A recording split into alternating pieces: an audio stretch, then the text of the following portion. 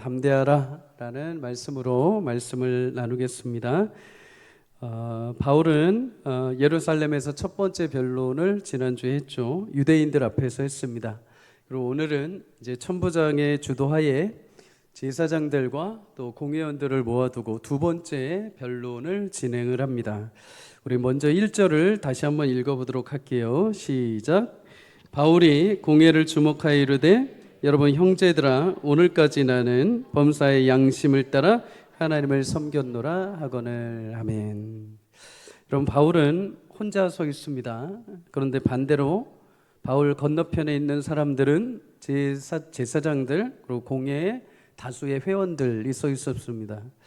공회는 최소 당시 70명 이상이 있어야 구성이 됩니다. 당시 예루살렘의 제사장들의 수는 대략 2만 명가량 있었다고 합니다. 그러면 적어도 지금 바울 앞에 서 있는 사람들은 70명 플러스 알파입니다. 최소 적어도 100명 가까이는 바울 앞에 서 있는 것이죠. 여러분, 일당 100이란 말 들어보셨죠? 한 사람이 100을 이긴다. 한 사람이 100명을 상대할 수 있다라는 말입니다. 바울이 100명 넘게 서 있는 상대방 공의원 앞에서 어떤 마음이 들었을까요? 일반적으로 사람이 내 앞에 한 100명급 정도 나를 대적해 있으면 사람은 주눅들기 마련입니다. 그죠? 오히려 그 사람들이 나를 여러분처럼 이렇게 째려보시는 건 아니지만 주목해 보는 거죠. 그런데 오늘 성경에서 보면 여러분, 공회를 바울이 주목했다라고 거꾸로 이렇게 표현을 합니다. 여러분, 주목하였다, 고정하여, 응시하여 보다라는 의미가 있죠. 바울이 공회원들의 숫자에 만약에 기가 눌렸거나 그가 말한 것처럼 뭔가 잘못한 것이 있었다면 아마 그 시선을 회피하고 아마 고개를 돌렸을 것입니다. 그런데 오히려 바울은 그들을 주목하여 보았다라고 말을 합니다. 대단하죠. 여러분, 숫자가 많을지 몰라도 바울은 정작 부끄럽지 않고 오히려 그들을 뚫어져라 쳐다보았습니다. 왜 그랬을까요?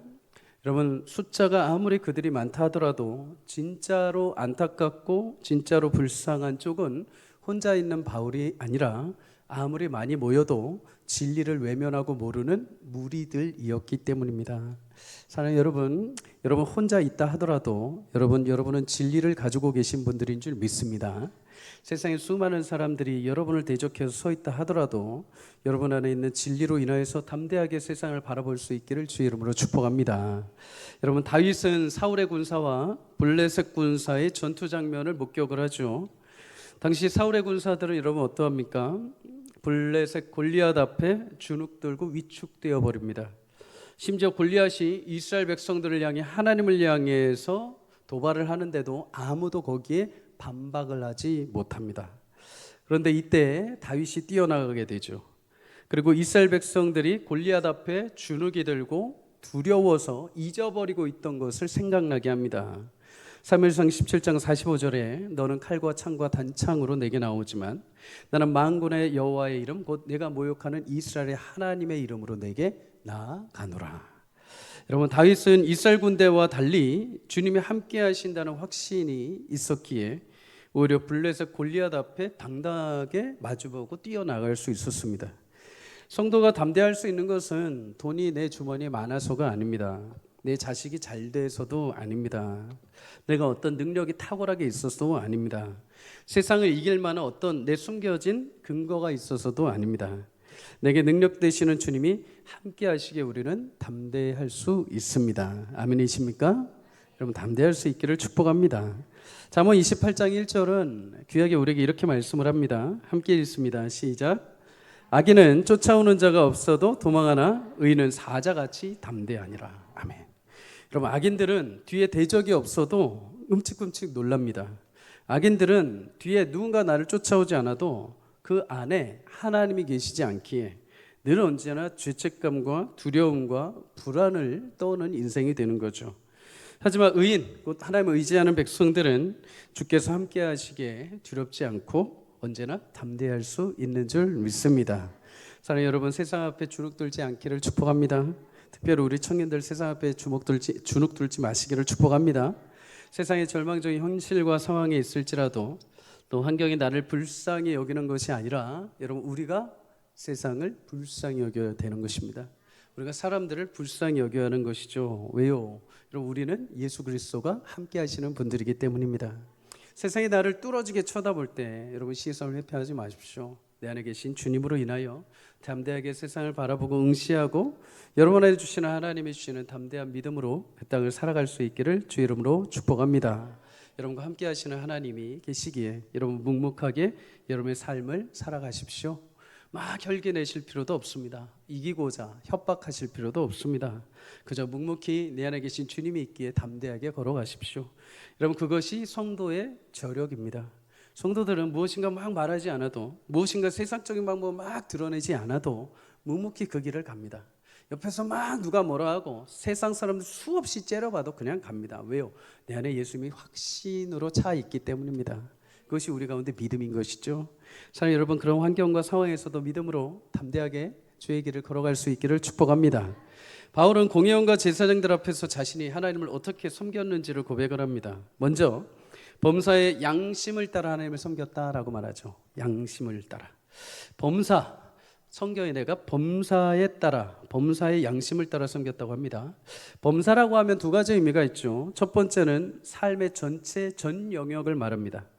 우리가 신앙생활 할 때 여러분, 어느 한 부분만 해당하는 것이 아니죠. 이쪽 부분만 내가 신앙생활 하는 것이 아니죠. 요 부분만 하나님이 역사하시는 것이 아니죠. 내가 교회이든 학교이든, 내가 교회이든 가정이든 교회이든 직장이든 언제나 모든 전 영역에서 하나님은 섭리하고 역사하시는 줄 믿습니다. 만약 우리가 그것을 툭 잘라가지고 이쪽은 하나님이 계시고 저쪽은 하나님이 안 계시고 교회는 선하고 세상은 악하고 이렇게 딱 잘라내어 버려서 이원론에 빠지기 시작하면 이제 문제가 발생하기 시작을 합니다. 교회에 나올 때의 나의 모습과 세상에 사는 나의 모습이 완전히 달라지게 되는 거죠.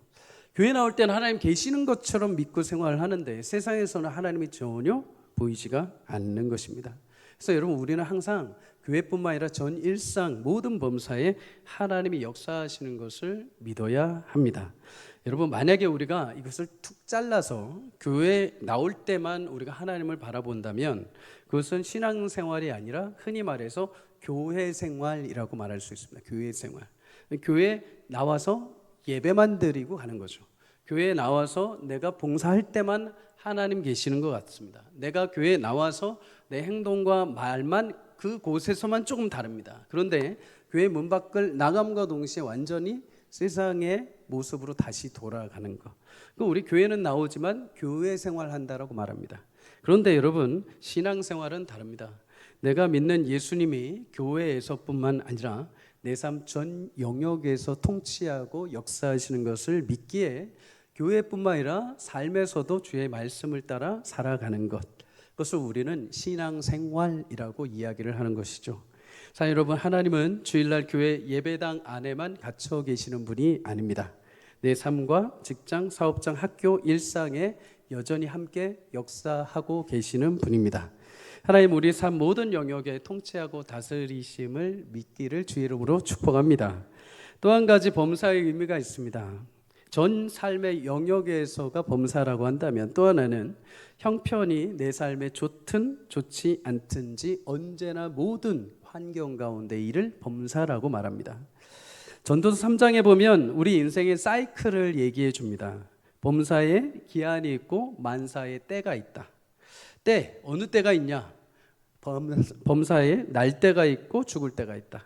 심을 때가 있고 뽑을 때가 있다. 죽일 때가 있고 치료할 때가 있다. 웃을 때가 있고 울 때가 있다. 슬퍼할 때가 있고 춤출 때가 있다. 잠잠할 때가 있고 말할 때가 있고 사랑할 때가 있다면 미워할 때가 있다. 전쟁할 때가 있다면 평화할 때가 있다. 하나님 인생에 범사라는 그 기한에 모든 때를 다 넣으셨습니다. 그런데 여러분, 하나님께서 넣어주신 그 때가 즐거운 때, 기쁜 때, 일어날 때, 세워질 때만 있는 것이 아니라 뭐라고 합니까? 슬플 때도 있다. 버릴 때도 있다. 죽을 때도 있다. 뽑힐 때도 있다. 아플 때도 있다. 그 모든 때가 다 범사라는 것입니다. 하나님이 만들어 놓으신 범사. 내가 때가 좋을 때, 내가 환경이 좋을 때만 하나님을 섬긴 것이 아니라 내가 핍박받고 내가 어렵고 내가 눈물 나는 그 그 환경에 있어서도 한결같이 하나님을 동일하게 섬겨왔다라는 것이죠. 여러분, 일상이 좋을 때이든 힘든 때이든 하나님을 인정하고 믿는 은혜가 있기를 주의 이름으로 축복합니다. 좋을 때는 막 부풀어 오릅니다. 하나님 살아계십니다. 막 이러는데 우리 때로는 어려운 일 당하면 하나님 어디 간지 모르고 잊어버릴 때가 있습니다. 여러분들 범사에 하나님은 함께 하시는 줄 믿습니다. 좋은 때이든 안타까운 때이든 언제라도 하나님을 신뢰할 수 있기를 주의 이름으로 축복합니다. 신약성경에서 범사에 우리가 하나님을 인정하는 것 크게 세 가지로 이야기를 합니다. 데살로니가전서 5장 18절 함께 읽습니다. 시작. 범사에 감사하라. 이것이 그리스도 예수 안에서 너희를 향하신 하나님의 뜻이니라. 잠언 3장 6절 시작. 너는 범사에 그를 빌보 4장 6절 아무것도 염려하지 말고 모든 일에 기도와 간구로 너희 구할 것을 감사함으로 하나님께 아뢰라. 아멘. 여러분, 범사에 늘 감사할 수 있기를 축복합니다. 좋을 때만 감사한 것이 아니라 하나님 이 시련을 통해서 또 우리 가정과 내 자녀와 나를 더 연단하고 만족하고 기도의 자로 인도하시는 하나님 감사합니다. 늘 언제나 쿡 찌르면 때로는 우리 가운데 불평과 원망이 쉽게 나올 수 있죠. 그래서 우리 항상 성경은 감사하라는 것을 항상 명령을 하십니다. 왜요? 의지적으로 해야 된다는 거죠. 우리가 늘 언제나 감사가 자유롭게 나온다면 성경은 말하지 않았을 것입니다. 근데 그것이 하기 어렵기 때문에 너희는 의지를 들여서 그래도 감사하라라는 것입니다. 사랑하는 여러분, 늘 감사할 수 있기를 축복합니다. 범사에 또한 주님을 인정하십시오. 모든 범사, 내 전 영역, 교회뿐만 아니라 내 학교에서, 교회뿐만 아니라 내 직장에서, 또한 내가 좋을 때이든 안 좋을 때이든 모든 영역에 하나님이 함께 하신다. 여러분, 하나님이 여러분 삶을 주관하고 인도해 가시는 줄 믿습니다. 범사에 어떤 일을 당하든 어떤 현실과 마주하든 여러분 기도의 끈을 놓지 않기를 주의 이름으로 축복합니다. 모든 일에 기도와 간구를 하라고 합니다. 모든 일. 그래서 모든 일이라는 것은 everything입니다. everything. 문제만 두고 문제만 있을 때만 기도하는 것이 아니라 기쁜 일이 있을 때도, 즐거운 일이 있을 때도, 찬송할 일이 있을 때도, 소소한 기쁨거리가 있을 때도 언제든지 그 많은 거를 다 하나님 앞에 갖고 나와서 하나님 앞에 아뢰라라는 것입니다. 여러분, 우리 자녀들 볼 때마다 여러분 자녀들에게 좋은 점들이 무엇입니까? 요즘 자녀들하고 부모들하고 이렇게 대화들이 많이 단절되는 일들이 발생을 하죠. 그죠? 휴대폰을 많이 보고 또 아이들이 성장하면서 사춘기가 되면 이제 단절이 되잖아요. 근데 그럼 아이들이 집에 와서 자기가 학교에 있었던 일, 유치원에서 있었던 일, 학원에서 있었던 일 하나하나 다 얘기한다는 건 부모하고 소통이, 관계가 잘 된다는 것입니다. 때로는 학교에서 안 좋았던 일도 얘기합니다. 친구가 이런 안 좋은 얘기를 했어, 나한테 뭐라 했어 하면서 막 하소연을 하는 거죠. 그럼 부모는 어떻게 합니까? 위로해 줍니다. 때로는 뭔가를 이렇게 했는데 점수를 잘 맞아왔어, 이거 자랑하고 싶은 거죠. 막 얘기할 때 그럼 부모는 어떻게 합니까? 더 좋아서 칭찬을 하죠. 하나님도 마찬가지입니다. 여러분, 하나님은 우리가 슬플 때만 찾는 것이 아니라 하나님이 내게 은혜 주셔서 기뻐와서 막 이거 어쩔 줄 몰라서 하나님 앞에 막 기도할 때 하나님은 그 은혜에 더 기뻐하셔서 우리 가운데 큰 은혜로 채워주시는 역사를 베풀어 주시는 분이십니다. 여러분, 모든 일입니다. 모든 일, 언제라도 내게 좋은 일이든 안 좋은 일이든 항상 하나님 앞에 내가 기도할 때 모든 지각에 뛰어나신 하나님의 평강이 예수님 안에서 여러분의 마음과 생각을 지켜주실 줄 믿습니다. 여러분, 바울은 또한 양심을 따라 하나님을 섬겼다라고 합니다. 양심을 따라. 흔히 도덕적인 감각과 죄책감이 없는 사람을 향해서 우리는 너 양심도 없냐 이렇게 얘기를 합니다. 친구들하고 치킨을 시켜 먹었습니다. 그런데 한 녀석이 냉큼 치킨 한 마리에 있는 두 다리를 몽땅 집어서 지 입에다 쳐넣습니다. 그럼 이제 어떻게 합니까? 친구들이 너는 양심도 없냐 하면서 이제 싸움이 일어나는 거죠. 수십 년의 우정이 닭다리 두 개 때문에 금이 가버립니다. 그럼 그만큼 양심이라는 건 굉장히 중요합니다. 말하지 않아도, 설명하지 않아도, 굳이 너 이거 하나 나 이거 하나 말하지 않아도 불문율로 일단 서로 행동하는 모습을 가지는 것. 그런데 성경이 말하는 양심은 여기서 한 걸음 더 나아갑니다. 성경에서 양심의 의미는 함께 알다, 함께 보다라는 것입니다. 바울뿐만 아니라 모든 사람이 알고 있고 모든 사람이 볼 수 있을 정도로 바울은 숨김없이, 거짓 없이 하나님을 섬겼다라는 것이죠. 그런데 여러분, 바울이 사람들이 보기 위해서 섬겼을까요? 아니죠. 이 양심의 단어는 어디를 비추어서 했을까요? 하나님을 비추어서 한 거죠. 세상이 보기에, 사람이 보기에 내가 양심적으로 한 것이 아니라 하나님이 보시기에, 하나님이 나를 보시고 나를 아실 정도로 나는 하나님 앞에 거짓 없이 최선을 다해 섬겼다라는 것입니다. 바울은 사람이 보는 정도가 아니라 하나님이 나를 보실 때, 하나님이 나를 보고 아실 정도로 내가 섬겼다.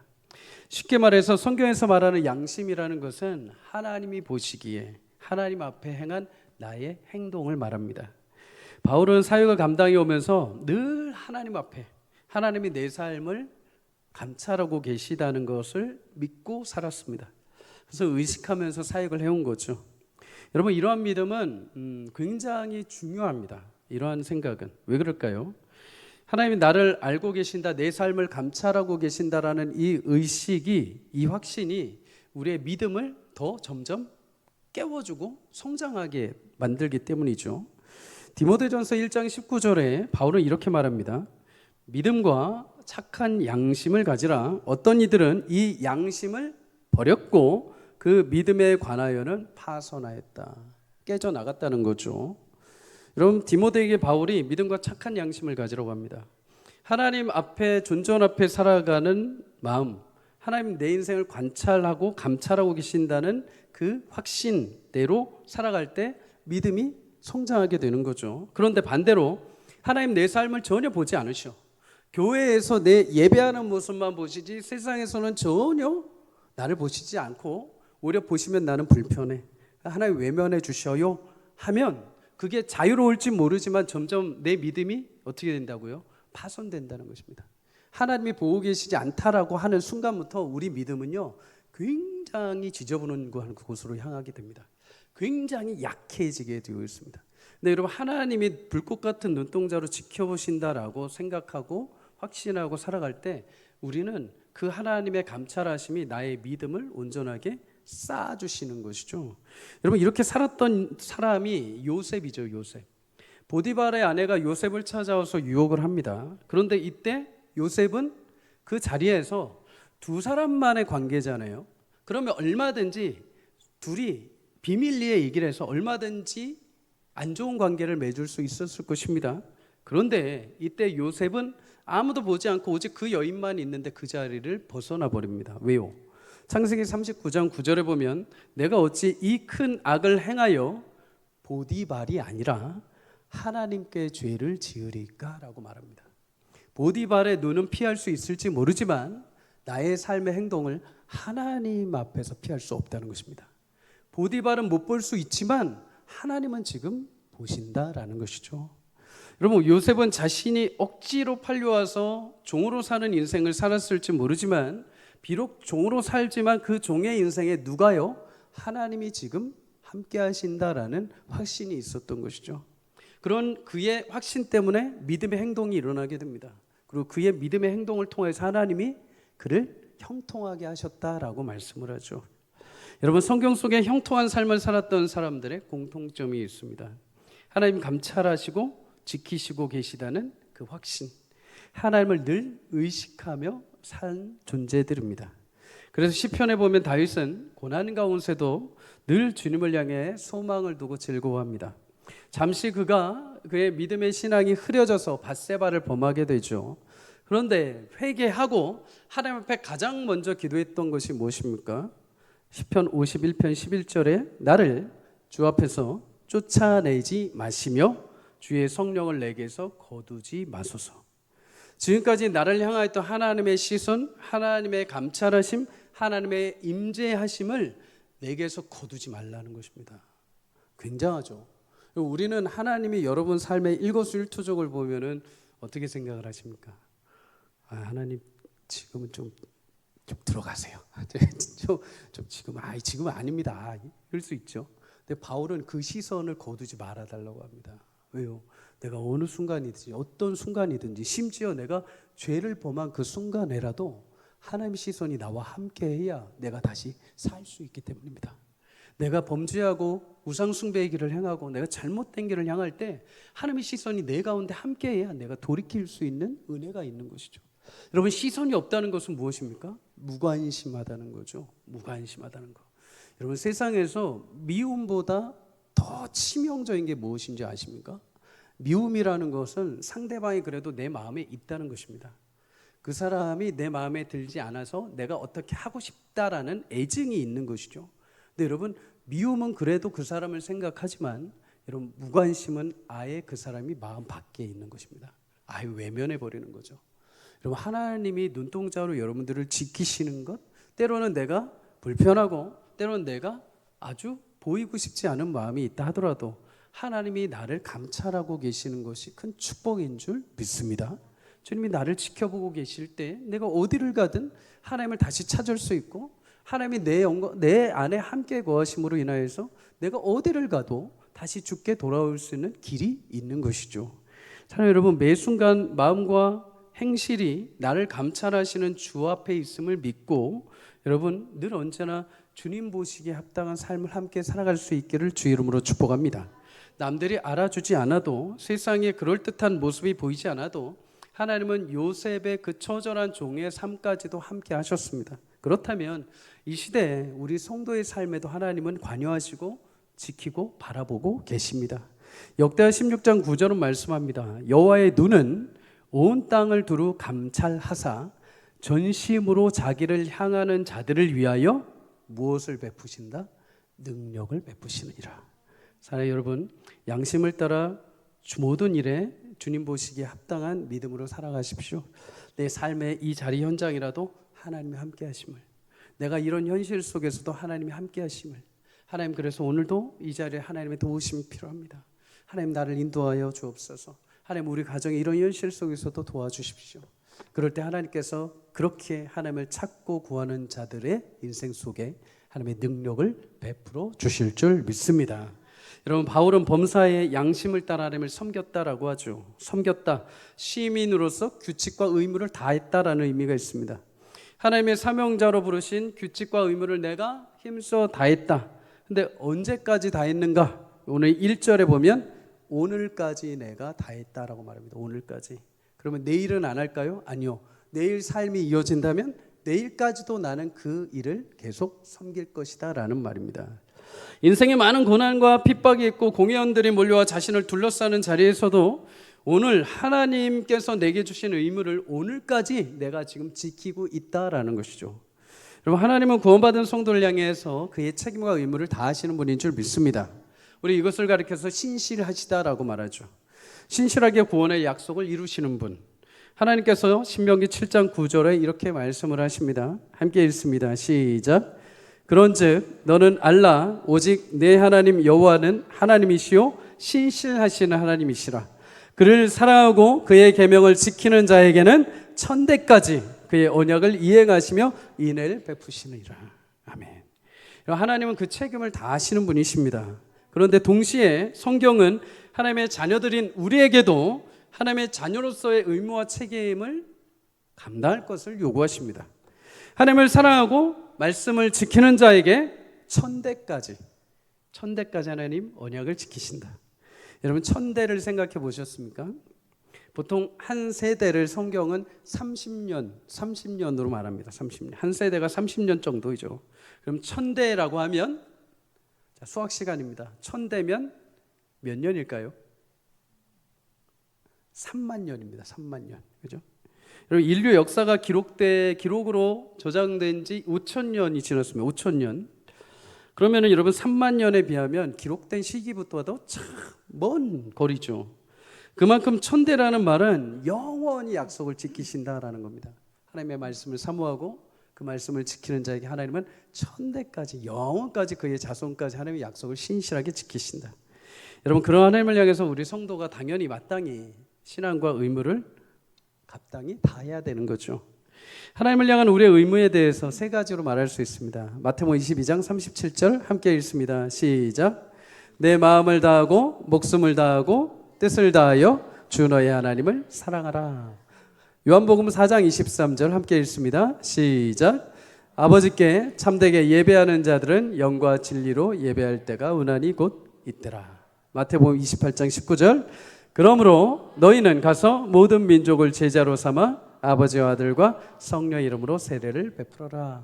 사랑하는 여러분, 말씀처럼 주님을 사랑하는 은혜가 있기를 주의 이름으로 축복합니다. 주님이 찾으시는 참된 예배자가 되기를 주의 이름으로 소망합니다.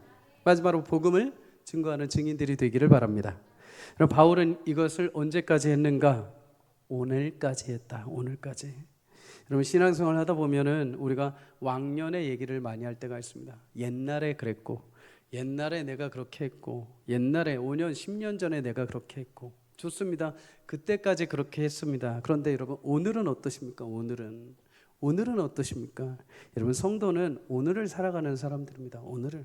과거에 내가 아무리 많이 했다 하더라도 오늘이 중요한 것이죠. 오늘이 중요한 것입니다. 사랑하는 여러분, 오늘도 하나님을 향한 사랑과 하나님을 향한 참된 예배자로, 하나님을 향한 복음 전파자로 오늘까지 주의 일들을 신실하게 감당하는 은혜가 있기를 주의 이름으로 축복합니다. 여러분, 바울이 이렇게 말하자 2절에 대제사장 아나니아가 화를 내면서 바울 곁에 있는 사람을 통해서 바울의 입을 치라라고 말합니다. 입을 친다는 것, 종교 도덕적으로 그를 향해서 신성 모독적인 발언으로 해서 징벌을 가하는 것과 같습니다. 그런데 바울이 이어서 말을 하죠. 3절에 회칠한다며 하나님이 너를 치시리로다. 네가 오히려 율법을 어기고 나를 치라 하느냐, 이렇게 말합니다. 회칠한 무덤, 겉으로는 아름답게 보이지만 속은 썩어서 냄새나는 존재. 예수님이 바리새인들을 향해서 하셨던 말씀과도 같죠. 아나니아를 향해서 오히려 바울이 그렇게 얘기를 합니다. 왜 그랬을까요? 당시 재판은 죄가 명확하게 판결이 나야 처벌을 할 수 있었습니다. 그런데 아나니아는 아직 바울의 죄가 정해지지도 않았음에도 불구하고 그 입을 치라라고 말했던 거죠. 스스로 율법을 어긴 것입니다. 그런데 여러분, 여기서 놀라운 반전이 하나 일어나게 됩니다. 옆에 있던 사람이 바울의 얘기를 듣고 깜짝 놀랍니다. 저 사람 대제사장인데 바울이 지금 실수하는 것 같아.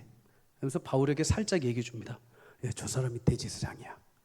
그런데 바울이 뭐라고 합니까? 급하게 꼬리를 내립니다. 그럼 뭐라 하는가? 당시 나는 알지 못했다. 저 사람이 대제사장인지 나는 알지 못했다. 그러면서 갑자기 자신이 잘못한 것을 시인을 하게 됩니다. 왜 갑자기 바울의 태도를 이렇게 돌아세울까요?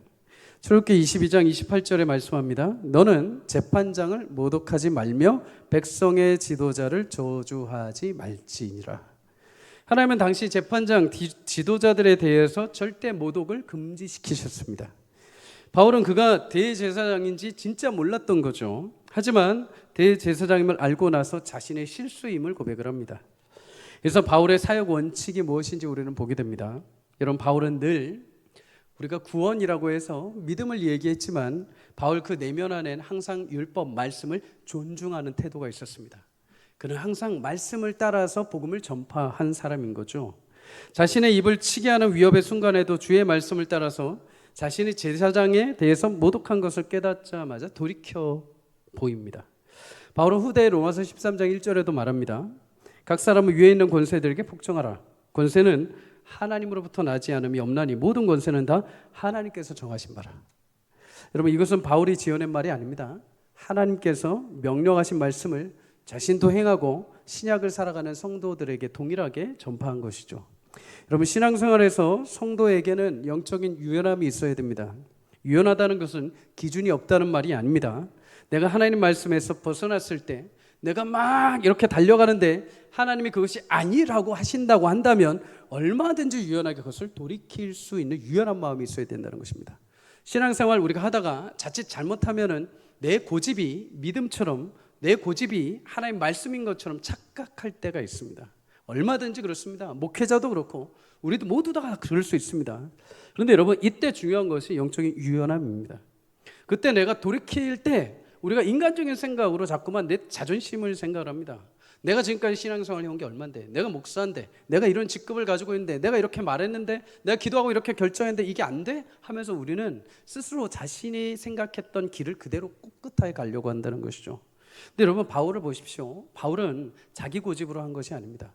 언제라도 하나님 말씀하시면 그 말씀에 향해서 초점을 언제든지 바꿀 수 있는 유연함이 있었다는 거죠. 하나님은 우리에게 길을 정하실 때 아까 우리가 찬양했죠. 사막에 길을 내시는 분인 줄 믿습니다. 강을 내시는 분인 줄 믿습니다. 하나 고속도로 딱 깔아놓고 이 길로만 가 하지 않으십니다. 때로는 이쪽으로 보내시기도 하고 때로 저쪽으로 보내시기도 합니다. 때로는 험한 산지로 보내시기도 하고 골짜기로 내려가게 하시기도 합니다. 근데 우리는 항상 하나님 이 길 주셨으니까 여기 가야 돼요 하면서 고집을 부릴 때가 있습니다. 여러분 그럴 때마다 하나님 말씀하시면 언제든지 틀어서 돌릴 수 있는 유연함이 있기를 주의 이름으로 축복합니다. 창피한 것이 아닙니다. 그거는 믿음으로 순종하는 것이죠. 그것이 진짜 믿음을 가진 성도의 삶인 것입니다. 여러분 태풍이 불어올 때 여러분 잘 버티는 나무가 어떤 나무인지 아닙니까? 막 빳빳하게 굳게 서 있는 나무가 아닙니다. 유연한 나무입니다. 바람이 아무리 불어도 흔들릴지언정 부러지지 않습니다. 그러나 자기 고집대로 사는 나무는 반드시 부러지게 되어 있는 것이죠. 사랑하는 여러분, 주의 말씀을 따라 하루하루 유연하게 걸어갈 수 있기를 주의 이름으로 축복합니다. 매일 우리가 아침마다 말씀을 보고 말씀을 경건하게 묵상하고 새벽 예배를 나오는 이유가 무엇입니까? 그날 아침에 내게 부시는 바람대로 가기 때문입니다.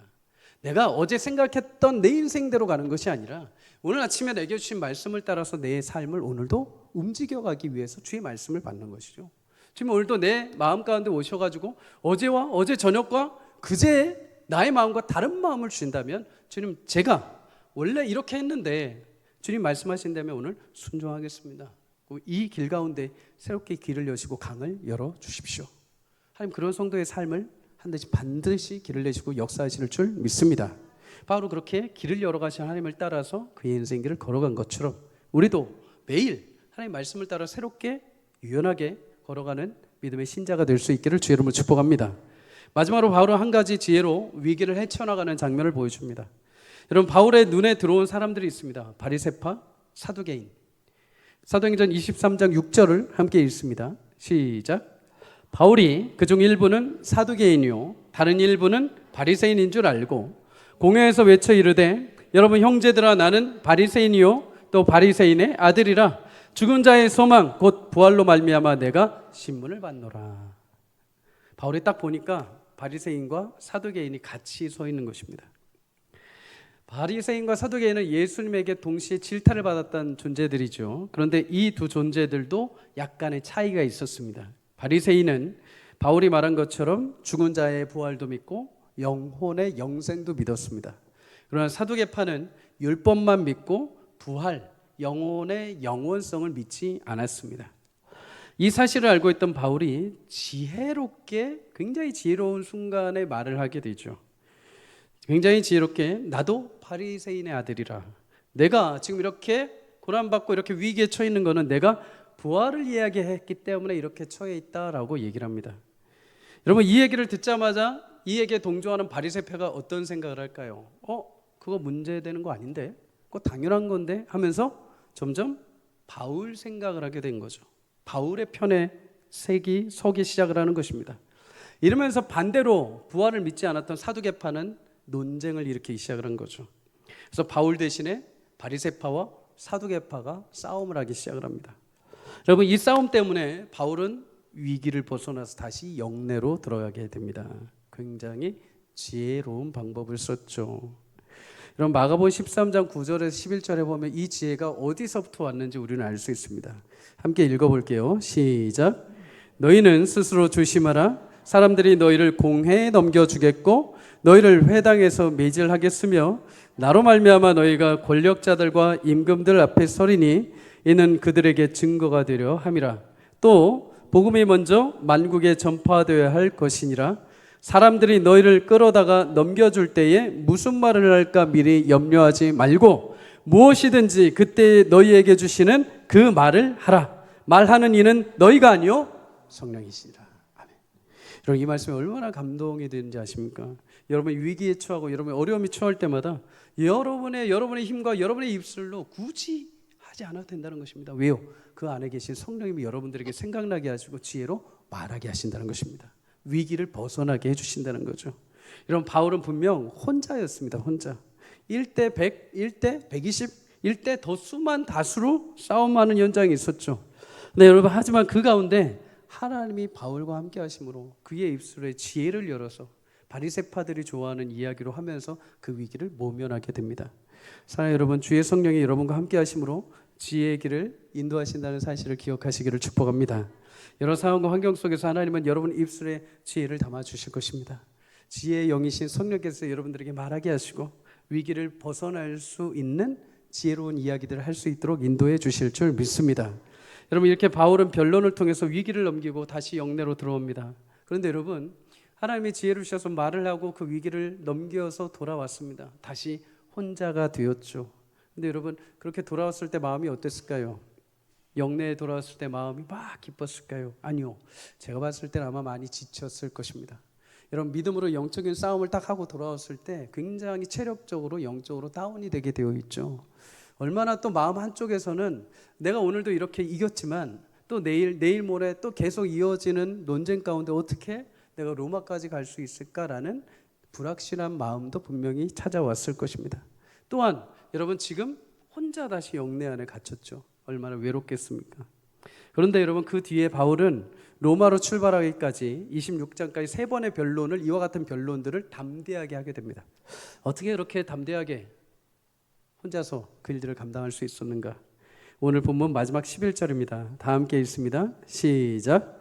그날 밤에 주께서 바울 곁에 서서 이르시되 담대하라. 내가 예루살렘에서 나의 일을 증언한 것 같이 로마에서도 증언하여야 하리라 하시라. 아멘.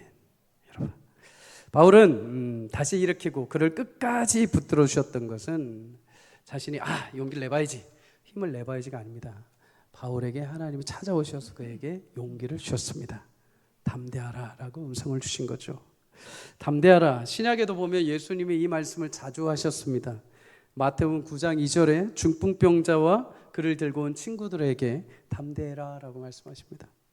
마태복음 14장 27절에 폭풍 가운데 힘겹게 노를 젓고 있는 제자들이 탄 배 가운데 오셔가지고 담대하라 라고 말씀을 하십니다. 여러분, 그런데 이 말씀을 하실 때마다 특징이 한 가지 있습니다. 예수님 말씀하실 때 무슨 특징인가? 예수님이 항상 그들과 함께 계셨다는 것입니다. 멀리서 나중에 이런 일이 있을 테니까 담대해가 아니라 그 현장 그 자리에서 그의 눈을 보시면서 담대해라 라고 말씀하셨다는 거죠. 그러면 여러분, 오늘 11절에 하나님이 바울에게 담대하라 라고 말씀하셨다는 건 무슨 의미입니까? 홀로 있는 그 영내에 지쳐있고 괴롭고 외로운 그 영내 안에 하나님이 임재하셔서 바울에게 담대하라, 내가 너와 함께 있다라고 위로해 주신 것입니다. 자, 여러분, 바울과 같이 지치고 외롭고 낙심된 분들이 계십니까? 오늘 이 금요기도의 자리에 하나님 그냥 멀찌감치 멀리 떨어져서 그냥 활자로 이야기하시는 분이 아니오. 오늘 우리 가운데 임재하셔서 이곳에 오셔서 우리 가운데 담대함과 믿음을 회복하여 주시고 우리 삶의 길을 열어가시는 축복이 있기를 주 이름으로 소망합니다. 여러분, 하나님의 이 약속의 음성 하나면 되지 않겠습니까?